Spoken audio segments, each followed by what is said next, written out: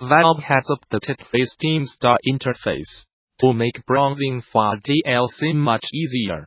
This schedule is especially helpful for developers who have released lots of code for their games, as this new format gives players less clutter to sift through. As detailed in a blog post, all games that feature DLC now have a dedicated page for add-on content, and developers now have the ability to label and sort their content into different lists. For example, developers can create separate DLC lists for items like cosmetics, characters, or texture packs, etc. Before the update, DLC was previously displayed in a list format with prices next to each item.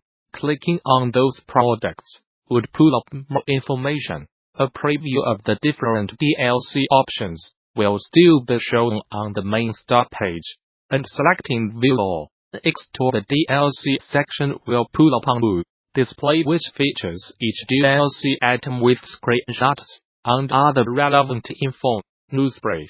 Fat Shark, the Swedish developer behind Warhammer Type 2, has secured an investment from the Chinese video game and technology giant Tencent. Reports from the Swedish website Duo Digital say that the deal sets Tencent back around $56 million in exchange for a 36% stake, making the Chinese company the minority owner in Fat Shark. In a translated statement, Fat Shark CEO Martin Walland says that the investment sees Fat Shark retaining its independence and avoiding any major changes to its business. On Fat Shark's side, the shares up for grabs were partially newly issued shares and partially some recently put up for sale by a previous investor. Newsbrief. PUBG Mobile is officially surpassed 200 million registered users and, according to The Verge, currently boasts about 30 million daily active users. That figure is a notable achievement for any game, but especially so for PUBG since its primary battle royale competitor, Epic Games, Fortnite, only crossed that same 200 million player threshold last month. The Verge says that PlayerUnknown's Battlegrounds 200 million count only includes players of PUBG Mobile, meaning that it does not include those who have purchased the Battle Royale game on PC and console, and does not include any of the PUBG players in China.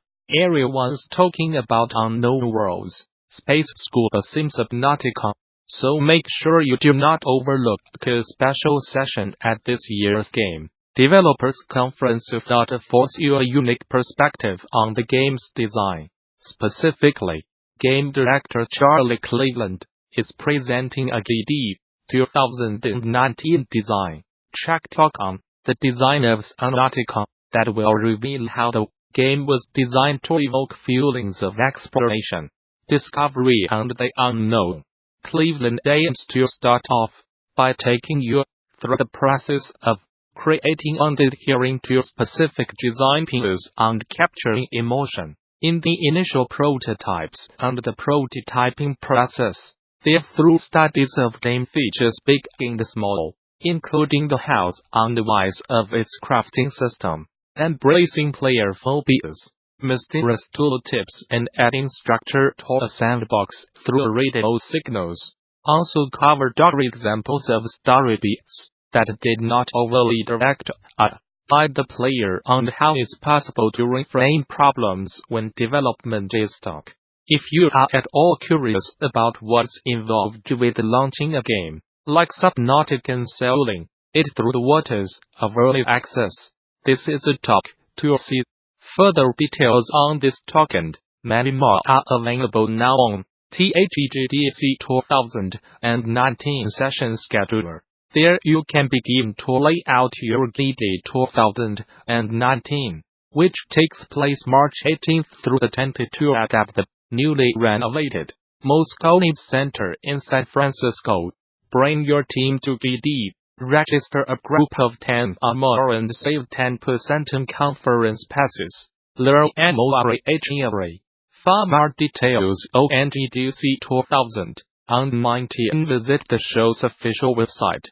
Or subscribe to regular updates via Facebook, Twitter, or Gamasutra and DD are sibling organizations under parent company Informa. Equinox is a soothing game of shaping nature, having players create their own ecosystems of plants and animals living in harmony.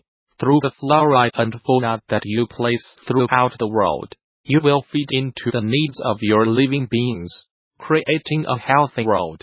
Carl Wimble, developer of Equinox, put a deep love for the nurturing, calming power of nature into this sandbox title, using his own happy experiences with plants to create a slower, more relaxed game.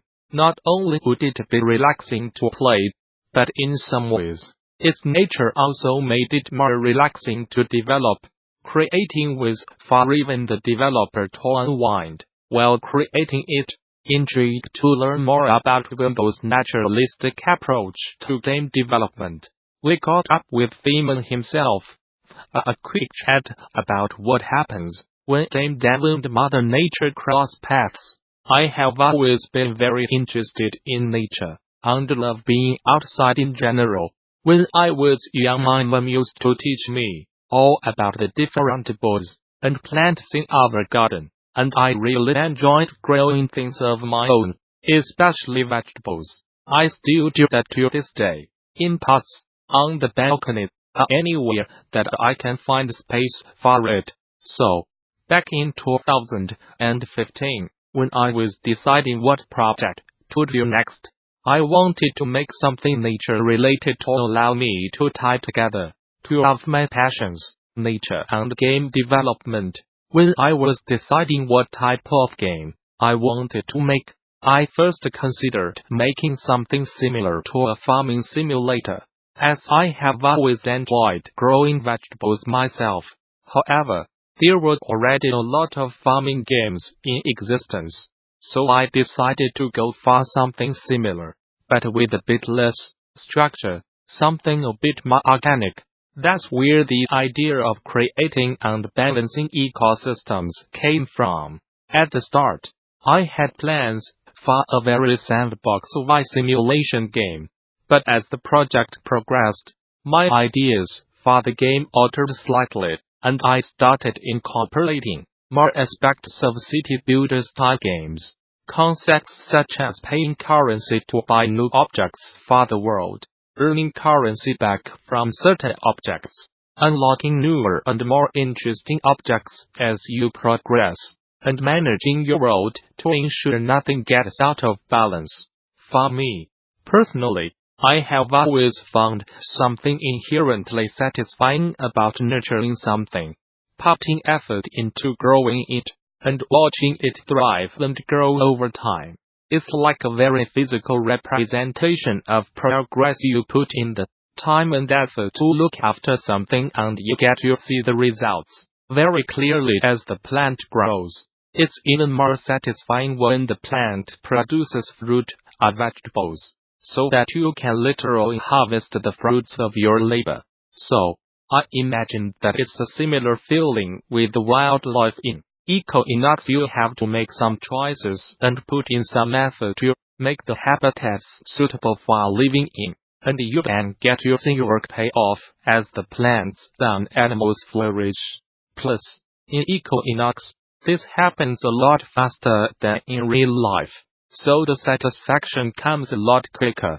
Combine that with completing tasks and continuously unlocking new species with different behaviors as you progress, and you get a rather satisfying experience.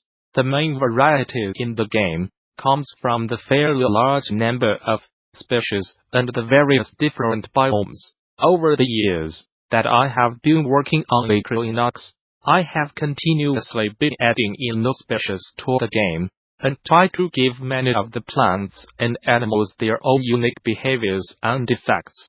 Even the plant species mostly have their own different purposes in the ecosystem, such as providing food, improving the biome quality, healing sick animals, calming the bees, producing fruit, providing a place for birds to nest, etc.